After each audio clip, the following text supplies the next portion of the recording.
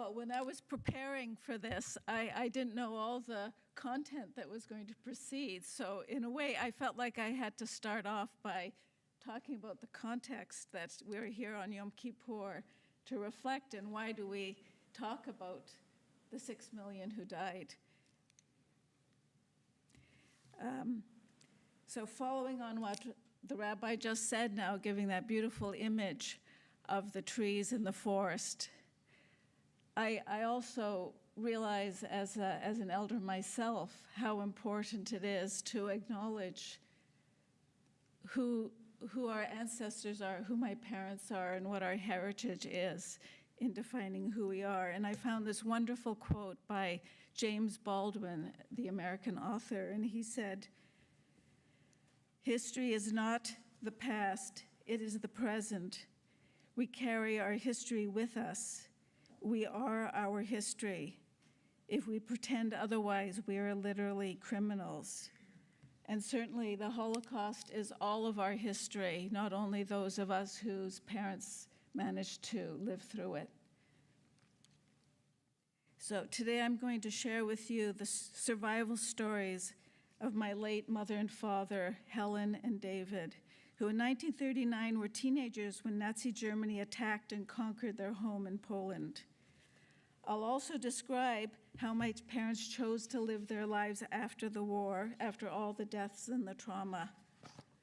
As I tell their stories, you're going to hear their own words. I'll quote from my mother's taped reminiscence and from my father's published memoirs, Dangerous Luck, Memories of a Haunted Life, of which there are several copies in the synagogue library if you're interested.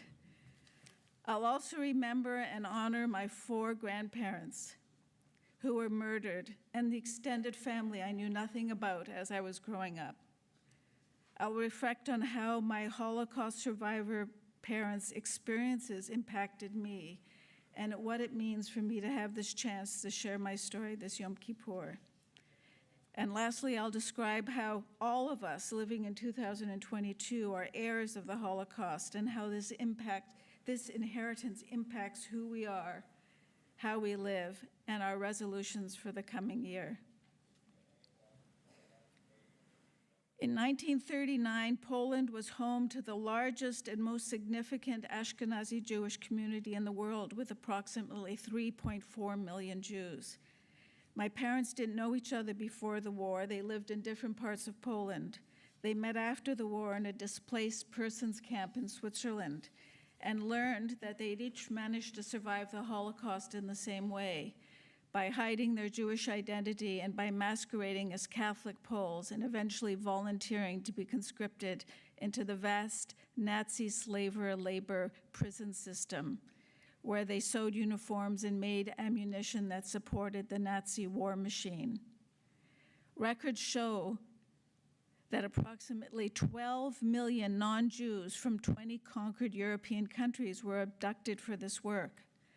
The Nazis supplied the inmates of these slave labor prisons with enough calories and adequate living conditions to survive, unlike the concentration camps, where the inmates' rations were about 600 calories a day and gave them a life expectancy of just weeks. At the outset of World War II, both my parents and their families were uprooted from their homes and forced to live in crowded ghettos and in rural communities. But around Yom Kippur in 1942, they were each separated from their families. This is the time when the Jews all over Poland were selected, ordered to report to train stations and central squares in their towns, and transported to murder sites in forests and concentration killing camps. My teenage mother and father managed to evade these selections. My mother, Helen Itzkowitz, was the second of 4 daughters, raised in Miechów, Poland, a shtetl about 23 miles north of Krakow. Helen grew up surrounded by a large extended family, with her maternal grandparents living on the same street, and many aunts, uncles, and more than a dozen first cousins nearby. Before the war, her shtetl had 2,600 Jews, which was 40% of the population of that shtetl. Helen rarely spoke to us children about her childhood in Poland, but before she died at the age of 63 in 1983, she recorded a tape in which she recounted the story of her survival, and I recently transcribed this tape. German troops occupied my mother's shtetl 6 days after they attacked Poland, which triggered the Second World War in September 1st, 1939. Soon after, the town's 2,600 Jews were crammed into the ghetto in a poor part of the shtetl. Quoting from my mother's tape, "We were still all together in Miechov, although we had to go to the ghetto, but we still had our old apartment, which was not in the ghetto. We were hiding there when there were bad times. The first time the Germans selected everyone, my whole family hid there. I remember it like it was today. I peeked out from the window and I saw them all passing by. Everybody I knew from Miechov walking to the train station. The German soldiers with guns guarding and leading the Jewish procession. My grandparents, aunts, uncles, and cousins were among them. We never saw them again." End of quote. In her teens, my mother had learned the milliner hat trade, since public high school was not available for Jewish teenagers. After the first selection of Jews from the Miechov ghetto, Helen was able to visit the home of one of her milliner customers, Mrs. Klages, a family of German descent living in her town. Quoting my mother again, "The Klageses told me the Germans are taking the Jews and murdering them. They told me that I am young and I should save my life and that I don't look Jewish." My mother had curly blonde hair and blue eyes. "And that I have a chance to survive the war. Her husband, Dr. Klages, obtained for me a forged identification card with my picture and a new Polish name." End of quote. When my mother's family learned that the Germans were going to make a second selection, her father, mother, and 3 sisters hid at a farmer's house just outside the shtetl, while she remained hidden at the Klages' home. Quoting again, "They risked their lives by keeping me there. I was bringing my family food that was supplied by the Klages because they had lots of good food from the special store for German Poles. They were very kind to me, so you see they were good people." End of quote.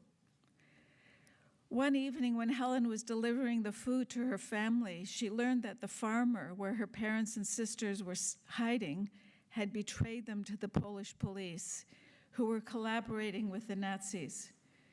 Her father, Feivel Itzkowitz, was shot and killed, and her family was gone. After the war, Helen learned that her mother and 3 sisters were able to run away. Quoting my mother again, "I was really broken, left all alone. I went back to the Klages' family. We all cried. They cried together with me. They said, 'Listen, you have to be now strong. You have to go and live as a Polish Catholic girl.' And we decided that with the identification card, I should go to live in the big city of Radom. On my identification, it was written that I'd lived in Poznan, a city in western Poland that the Germans took over and evacuated all the Poles. My new name was Helen Jankowska. Mrs. Klages advised me not to speak German at all to anybody because this would give away that I was Jewish. She made me a different hairstyle with braids so I didn't look Jewish. So you can see what a decent person she was. She even gave me her suitcase, gave me her maid to go with her to the train station in Miechov, about a 20-minute walk. And there I bought a ticket to go to Radom. I think about my mother, a young woman of about 20 years old who until that moment had never left her shtetl and family. And now she was all alone in a hostile land, pretending to be a Catholic Pole, a culture that she'd only seen from afar. That evening on the train, Helen began speaking with the married woman sitting next to her, who offered my mother a place to sleep in Radom, on a bed in her own room. For 6 months, Helen lived in and around the big city of Radom. She would work for a week or two, and then she was let go because people could see that she was a Jew, although she vehemently denied it. She said, quoting her again, "It was really very difficult to adapt to being a Catholic Pole because the cultures were so separate.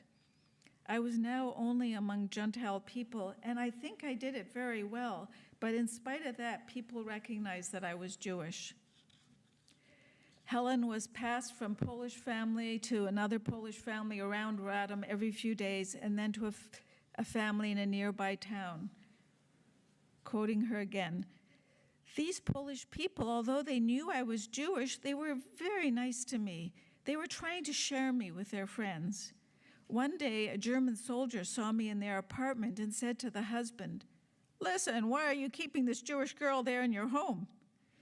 And the husband said to the accuser, 'You are wrong. She's my wife's cousin.'" End of quote. Right away, they sent my mother to someone else's home. But finally, after 6 months, Helen realized that the hiding and the moving about was getting more difficult, and she couldn't stand the fear any longer. She'd heard that Polish girls were being transported to work in Germany, sewing German military uniforms, which supported the Nazi war machine. At that time, because Helen volunteered under her false Polish Catholic identity, she was able to choose which slave labor prison she went to. And she selected a location in the Austrian Alps, far away from the fighting and the bombings. Quoting her again, "I had to go to Czestochowice, where everyone was assessed before going to the slave labor camps. There were all kinds of examinations there, whether you were well and healthy. Boy, I can't tell you what I went through. And among the Poles, there were all kinds of spies, Polish spies. They were only looking for Jews. And I was really scared to death there too. I went through there also a hell. I had to go naked to show myself to a German doctor. Can you imagine? And the German doctor looked at me, he looked in my eyes, and he passed me. So thank God for this, and I was on my way to Austria." End of quote. My mother never told us the details of the hell she went through there in Czestochowice, nor of the harrowing experiences during those 6 months of hiding in Radom, in the big city of Radom. From March 1943 until the end of the war in April 1945, Helen worked in a slave labor prison in the Austrian Alps, sewing uniforms on big machines. She was among a group of Polish Catholic girls who were receiving letters from their families, and Helen made up stories as to why her family didn't write her. From time to time, she had to deal with situations where she was suspected of being a Jew. However, on the whole, these last 2 years of the war were less threatening to her. When the war ended, Helen left the slave labor camp, traveled by train to nearby Switzerland, where she was directed to a displaced persons camp for Jews waiting to go to Palestine.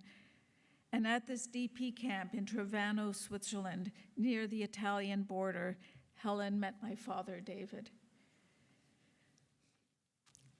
Of my mother's extended family of grandparents, aunts, uncles, and cousins, only herself, 2 of her sisters, 1 aunt, and 1 cousin survived the Holocaust.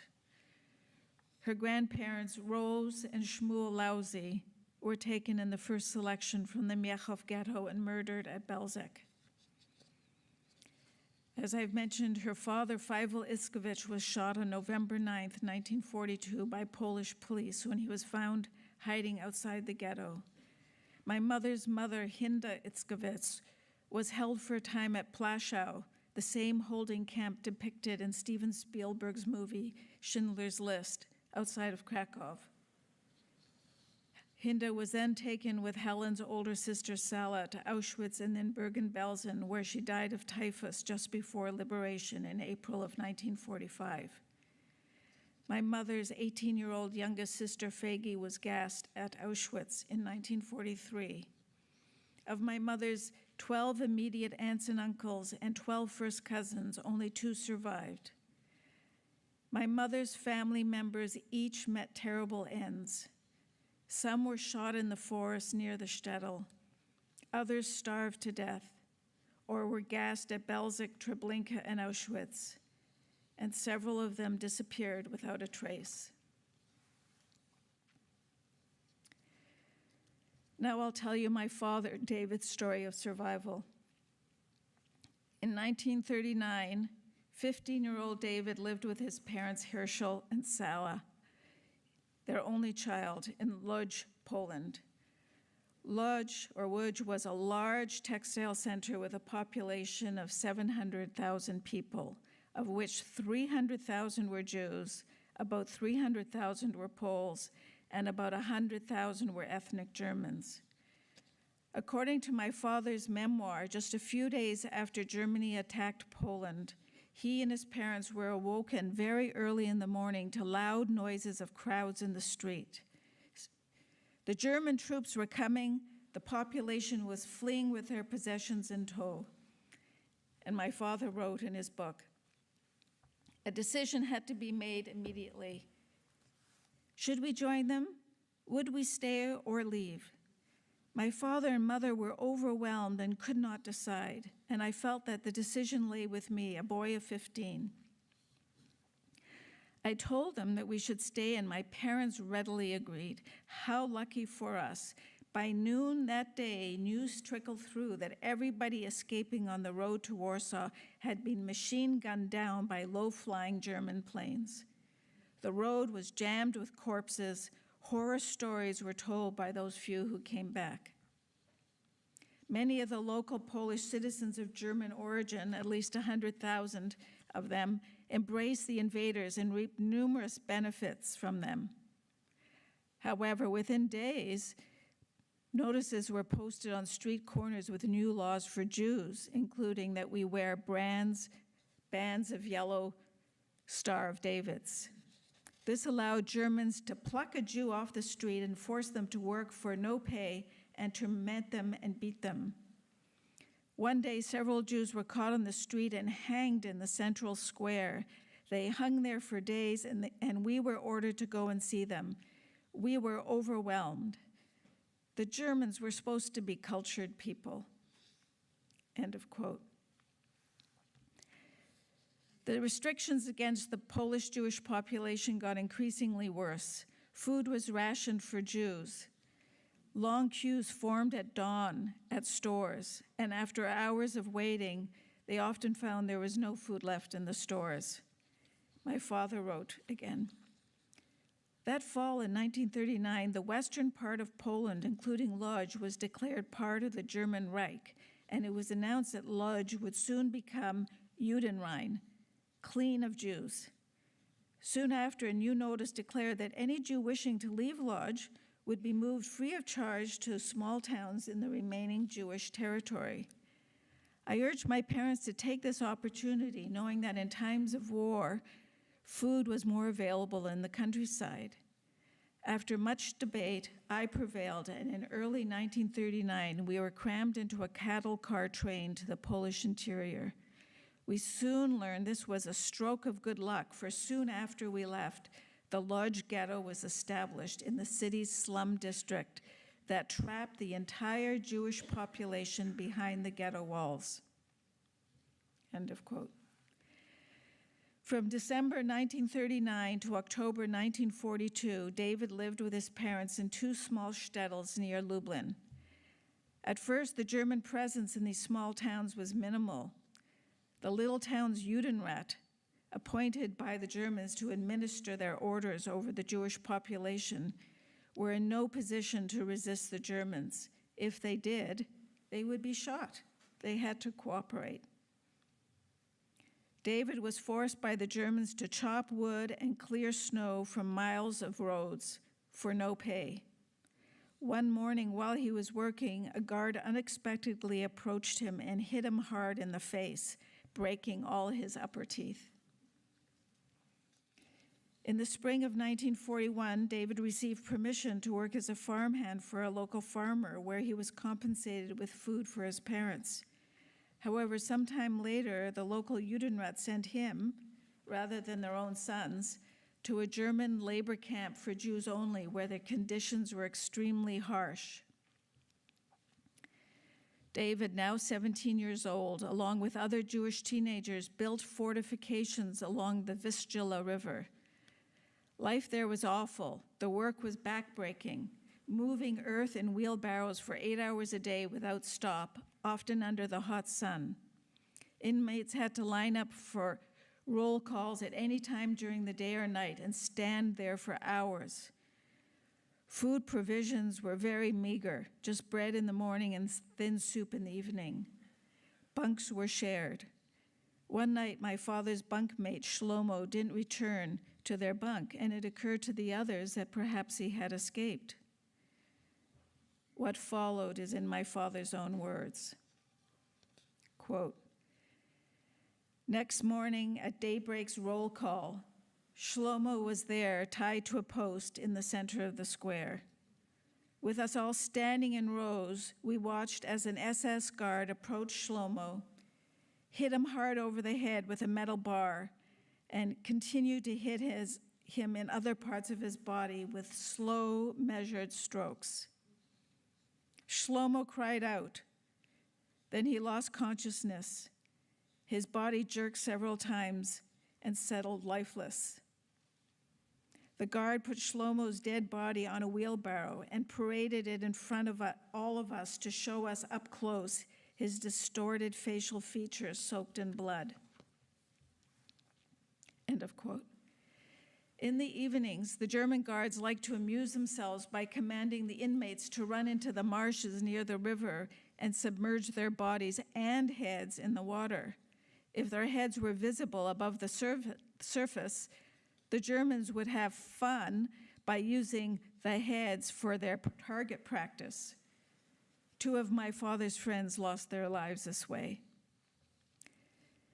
David realized that he would not last long at this labor camp.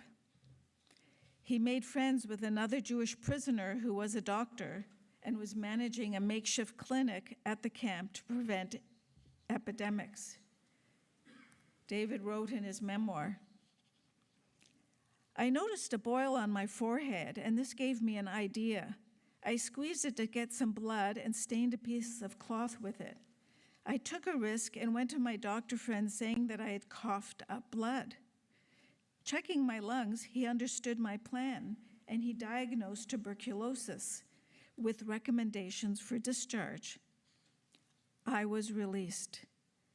The next day, I was on a horse-drawn cart heading back to my parents. It was a beautiful spring morning.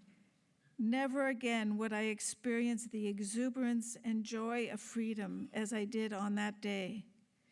Looking at the trees and flowers, the fields covered with germinating crops, birds singing, the sky and the sun created a divine sense of happiness and bliss within me." End of quote. David was reunited with his parents and resumed working at the farm for a few more months. But rumors were spreading of Jews in neighboring towns being rounded up, shot, taken away on trucks and cattle cars. On October 15th, 1942, German soldiers surrounded the little shtetl where my grandparents, Herschel and Sarah, lived. When David heard this news from his farmer, he realized he couldn't continue to work. The farmer would have been killed for harboring a Jew. Returning to the shtetl was not an option, since he would also have been trapped and swept up with the other Jews. There was no chance for a final goodbye to his parents. David knew that they would have wanted him to survive. How my grandparents met their end is unknown. My father never found a trace of them when he searched for them after the war. Now almost 18 years old, David was on his own. He ran from the farmer into the surrounding forest. He was scared. For several weeks, he wandered around the Polish countryside looking for the partisans that were rumored to be in the woods doing guerrilla raids against the Germans. Winter was coming with freezing weather. David realized that he wouldn't last long living in the forest, and he didn't find any partisans, and in fact heard later that they were also killing Jews. While hiding in the forest, David met a farmer who told him that Polish men and women were being recruited from the region to work in Germany, supporting the Nazi war machine. With no other realistic options available, David decided to pretend to be a Catholic Pole and risk volunteering. He wrote that he might be safer in the lion's den than elsewhere. And without any documents or birth certificates, he decided to take the name of a Polish boy he knew in the village, in case the name was checked. When he arrived at the German recruitment office in a nearby town, David saw German soldiers surrounding a group of young people wearing yellow stars. He mustered all his courage, walking past them, and stepped into the recruiting office. Few questions were asked. His explanation for volunteering accepted. He was handed a slip of paper with his new name on it. He was, as he wrote, no longer a Jew. He was now Mieczysław Wasko. David was then taken to Lublin to be processed for work in Germany, an experience similar to my mother's. David's next obstacle was passing the medical inspection, where his circumcised penis would expose his true identity. Poles were never circumcised. Only Jews circumcised their sons following the covenant between Abraham and God. My father used his last zloty currency to bribe another boy he met, another Polish boy he met, to go forward to the exam in his place. My father said he wanted to hide a disability he had which would prevent him from being selected. When David's new false name was called, the boy looked the other way and betrayed him. My father had no choice but to step forward. He wrote, quote, "A helpless resignation descended over me." After showering with the group of conscripts, David joined the line of naked teenagers. When his turn came, my father wrote that he forced a relaxed expression on his face and stepped close to the inspecting doctor's table, obscuring his penis. The doctor barked, "Stand back." He looked at David, he looked him over, he said, "Okay, next." My father wrote, I moved on overwhelmed with relief. I was going to remain alive a while longer. Why did he pass me? Did he not notice? Was he just a decent man? Or maybe he simply didn't care. End of quote. David joined the conscripts on the train to the slave labor prison in eastern Germany called Lager Vogelgesang, Camp Birdsong. Several months after his arrival, a new group of conscripts arrived with a teenager from my father's old village who knew the real Mieczysław Wasko. This new arrival realized that David was a Jew and threatened to reveal him if he didn't give him all his bread, margarine, and cigarettes. My father wrote, I realized there was no point denying that I wasn't Wasko. I knew I had to be tough. The crime stories I read before the war described how to handle a blackmailer. I replied, go and tell the Germans, I will escape and I'll come back to our village after the war is over to kill you. And if I give you all my food, I would die and you would have nothing. So why not be friends and I'll give you my cigarettes? And the blackmailer grudgingly agreed and kept David's true identity a secret for years. From November 1942 to May 1945, David survived at Camp Vogelgesang with many near misses and challenges. He spoke German to the guards, which may have revealed that he was a Jew. However, fortunately, the old German foreman came to rely on him to translate his orders to my father's Polish countrymen. David's first job was working outside in winter, moving frozen soil to bury the newly constructed ammunition bunkers. None of the workers were given warm clothes, so they all suffered from the cold. One day, the old German foreman mentioned to David that he needed painters to work inside the bunkers. Then my father told the old guard that he himself had done lots of painting before the war, and so David was transferred to the warm inside job painting with Italian prisoners who were singing operas and arias as they painted. Although my father enjoyed the painting, the sulfurous fumes in the bunkers gave him headaches. One day, David happened to mention to the German foreman that he had studied drafting and mathematics before the war in a technical school. The German firm overseeing the bunker's construction was short on draftsmen, as most skilled German men were fighting on the front lines. After being tested by the chief foreman, David began working in a small office in the middle of the forest of this slave labor camp, where he had his own room to work in. For the next 2 years, my father worked alone, calculating the dimensions of bunkers to be constructed and determining the quantities of building materials needed. David was able to do the required work with plenty of time left over, and towards the end of the war, he was able to subscribe to an English language study program, and he filled his extra time learning English. My father was also an amateur portrait artist, and he found extra jobs painting portraits from pictures of the German foreman's sons who were fighting on the front. For this, David received extra rations of superior quality from the Germans' canteen. With these extra calories, my father gained strength. On the morning of May 8, 1945, David and his fellow slave prisoners woke up to find the German guards gone. The war was over. With his Polish prison mates, he decided to return to Poland. However, on their way, his group was attacked by returning Russian soldiers who stole their meager possessions. After a sleepless, soul-searching night, David decided to leave his prison mates and on his own retraced his steps back west to the Russian-American demarcation line. He learned that relief agencies for surviving Jews were to be found near the town of Weimar at the Buchenwald concentration camp. There, my father witnessed firsthand the fates of his fellow Jews, seeing human bones still in the ovens, piles of corpses, and ghost-like emaciated people wandering around. I have a picture he got there of lampshades on display made of Jewish skin.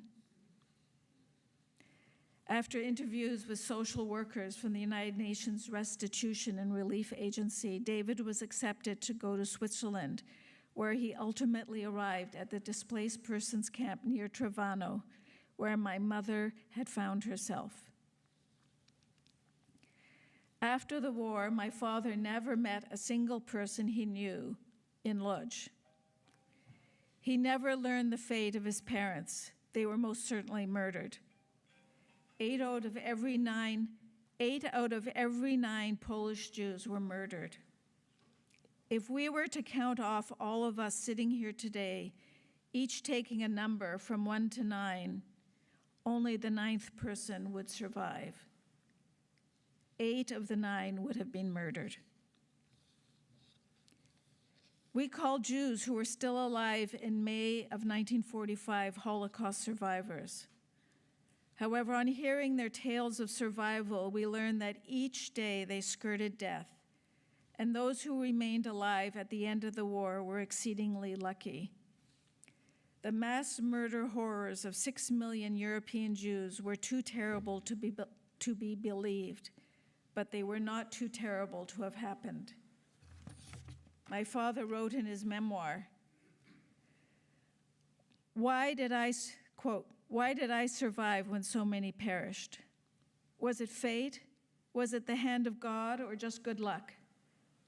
I was not any better than those who were killed. I do not believe that I was predestined to survive. There's no answer to why did I survive? It just happened, and I was lucky to have dodged death, and I'm here to tell my story. Those who perished are not here, and in their silence, they left a great void.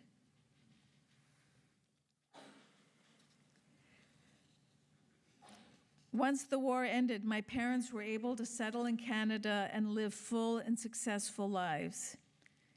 And although Helen and David did return to their real Jewish names after the war, they didn't want their Holocaust experiences to define who they were. They didn't talk about their past. They were living their lives, and they did their best to embrace their opportunities as Canadian citizens. They spoke good English, however, with distinctive accents. And I recall my mother's acquaintance asking her where she was from originally. And Helen declared proudly, with pluck, that she was Canadian. The follow-up question was, but where was she born? My mother insisted she was Canadian, and that was that. My parents didn't want their community to know that they were Holocaust survivors. In fact, when I was growing up in Ottawa, Canada, our family story was that our parents were immigrants from Poland, no mention of the Holocaust. The logic being that since Helen and David didn't have concentration camp numbers tattooed on their arms, they weren't Holocaust survivors. My parents' decision to shed their past lives was understandable. For at least 25 years after the war, until the late 1960s, the public didn't want to know or hear about the Holocaust. It was just too awful. Who could believe that such things could happen? And even in the newly founded state of Israel, survivors were shunned because the community thought they were like sheep going to slaughter, not fighting back. Being a Holocaust survivor was a stigma then. Surviving the Holocaust, each of my parents were fortunate to have had some control over their fates, however dangerous. They avoided the selection roundups of Jews that brought them to death camps. Studies of Holocaust survivors' adaptations after the war tell of two general types. Those who fought as partisans, hid, or somehow evaded entrapment generally managed differently after the war than those Jews who were caught, interned to death camps, and violated. This second group of victims were more likely to have had their spirits broken, while the fighter evaders had more confidence in their ability to find a positive path forward. Helen and David met at a displaced persons camp, and Switzerland offered my father a chance to recapture schooling that wasn't available to him as a Jew in Poland. Before the war broke out, David did manage to attend a private technical high school for 1 year by working as a tutor to earn the required tuition for the 2 prior years. In Switzerland, David obtained scholarships from American Jewish organizations, and he did his 3 years of high school in a single year, a feat he spoke about proudly until the end of his life. He then qualified to study at the Zurich Polytechnic University, the ETH, which was Europe's MIT, the same level, where he earned a Master's of Electrical Engineering. Within 6 years of arriving in Canada in 1951, within 6 weeks of arriving, my father was hired by the Canadian government's National Research Council, where he worked for 32 years, his entire career. In 1960, our family, now 3 children, returned to Switzerland for a year while David completed his PhD. Upon returning to Canada, my father changed the direction of his research from engineering to applied physics, where he performed seminal research on ultrasound as a medical diagnostic tool, on capacitors, on color theory and liquid crystals, publishing over 70 scientific papers on his research. In the mid-1960s, becoming frustrated with the limiting office politics at Canada's National Research Council, David started investing in real estate on the side to obtain financial freedom from his day job. He and my mother, Helen, bought homes and mostly farms around Ottawa, which they then rented and later sold. And they developed 2 of these properties into an industrial subdivision and a residential suburb. In addition, my father designed our home, had it built, and then added 12 additions to the house over the years. that he himself designed. He was also an accomplished visual artist, painting in acrylic and oil, as well as creating beautiful sculptures. And when I was 16, my father accompanied me to a yoga class that was being held in my ballet studio. Then, yoga was this exotic, foreign religious path, not the mainstream Americanized version that we know today. David loved yoga. He qualified as a yoga teacher and taught yoga at our local high school evening adult classes for at least 25 years. And he spent many winter and spring holidays at Paradise Island Yoga Camp in the Bahamas. Swami Satchidananda of Yogaville was my father's friend, and we have pictures of him visiting our home. My mother, Helen, started an import business of watch straps from Switzerland soon after arriving in Canada. And for their first years in Canada, Helen was making more money than my father earned as a research scientist. In her later years, she became a batik artist, which gave her much pleasure. My parents traveled the world, often taking ski holidays in Switzerland. They toured Europe, South America, and the Orient. And when I was 12 years old, my mother was diagnosed with advanced breast cancer. As a Holocaust survivor, she brought all her survival skills to her hopeless diagnosis. With periodic setbacks, she surpassed all predictions and lived until I was 30 years old. During her years of sickness, my mother's strength of character and maturity in the face of this horrible disease inspired me and continues to give me strength.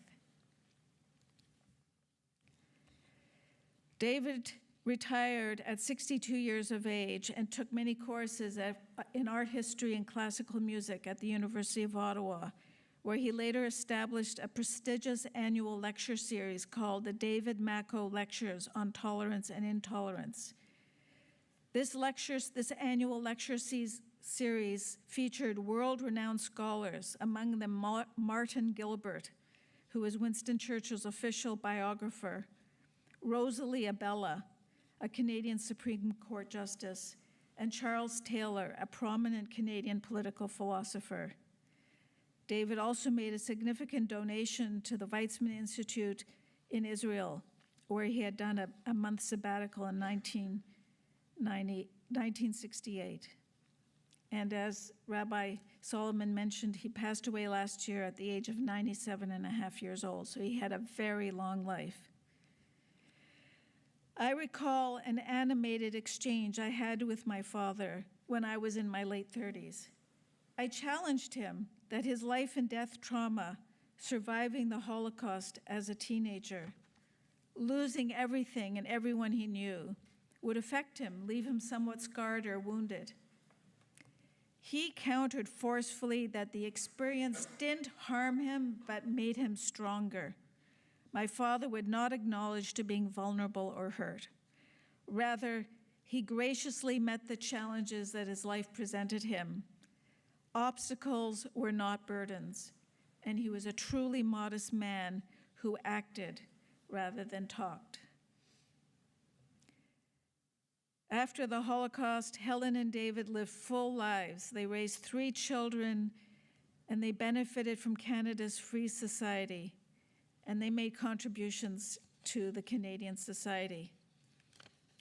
And to me, their memory is truly a blessing. Now, very briefly, I'm going to have some reflections on being a child of Holocaust survivors. I was born 7 years after the end of World War II and the Holocaust, and just a year and a half after my parents emigrated to Canada. As I look back on my youth, I can now clearly see that life was pretty tough for my parents. After the trauma of the war, and as new immigrants to Canada, they were all alone in a new culture. What little families survived lived in other cities a long drive away, and so there was no family around to offer my parents support when times were tough. My older and younger brothers were named for our parents' fathers. My older brother Henry was named Herschel for my father's father, Herschel, and my younger brother, Philip, was named for my mother's father, Fievel. And I was named for my mother's mother, Hinda, which name became Anya. And so my mother's name for me was always Mamala or Mummy. I remember only 2 or 3 times in my youth when my mother told me about her mother, when we'd be baking together in the kitchen. Helen's large extended family of cousins, aunts, uncles, grandparents had no presence in my childhood. Us 3 children were not loved and spoiled by grandparents, nor mentored by aunts and uncles. Rather, these family members were never mentioned. I didn't know their names, nor in fact that they even existed. A common symptom of unresolved grief, which my parents likely suffered from, is an unwillingness to speak about loss and the keeping of secrets. And in some ways in Canada, I feel like my parents continue to hide, to keep to themselves, and to pretend to be someone they weren't, as they were forced to do surviving the Holocaust. I do believe, however, that these 26 close relatives who were murdered were remembered by my parents. I suspect that these murdered family members were alive in their souls, and that they were present to my parents, but invisible to us children. I've reflected that our home was full of ghosts that I didn't know were there. I'm thankful to Rabbi Solomon for inviting me to share my parents' survival story with you today, a story that has been in many ways our family's secret. This reflection, now as I am a 70-year-old woman, has allowed me to again witness and acknowledge my teenage parents' courage and strength surviving the massacre of European Jewry. As a descendant of this horror, my very existence is due to their cleverness and luck, and I mourn my missing peers whose parents were among the 6 million murdered. The Holocaust amputated European Jewry from the body of the Jewish people, reducing our numbers by a third. There were 18 million Jews in 1939 and only 12 million in 1945 at the end of the war. In 2020, there was an estimated world population of Jews of 14.8 million, which is just 1/5 of 1% of the world's population. So in closing, Yom Kippur is our day of reflection. Why are we remembering the 6 million?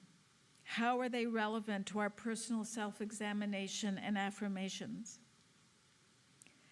On the U.S. Holocaust Museum website, the voice of a survivor says, quote, "Memory is what shapes us. Memory is what teaches us." The voice continues, "The Holocaust was perpetrated by Germans who were a civilized and scientifically advanced culture that descended into social collapse, world war, and mass murder. Germany's democracy was usurped by Hitler, who convinced most Germans to believe that only Aryans should live and prosper, and that Jews and other undesirables should be killed. Most Germans and conquered nationals joined in the murdering. Killings too brutal to be believed. Bystanders and former neighbors stood by and did nothing." End of quote. May our aspirations for the coming year be to act against all wrongdoing. Today's threat to American democracy, the climate crisis causing hunger and mass migration of refugees, the war in Ukraine, and so much more. And we're all sobered by the rising tide of anti-Semitism in the world. By remembering the dead, we sanctify life. We remember our victims of the Holocaust by not being silent. Concluding, I wish to quote from Elie Wiesel's 1986 Nobel Prize acceptance lecture. We must always take sides. There may be times when we are powerless to prevent injustice, but there must never be a time where we fail to protest against injustice. The single most important lesson of Yom Kippur is that it's never too late to change, start again, and live differently from the way we've done in the past. God forgives every mistake we've made so long as we are honest in regretting it and do our best to put it right.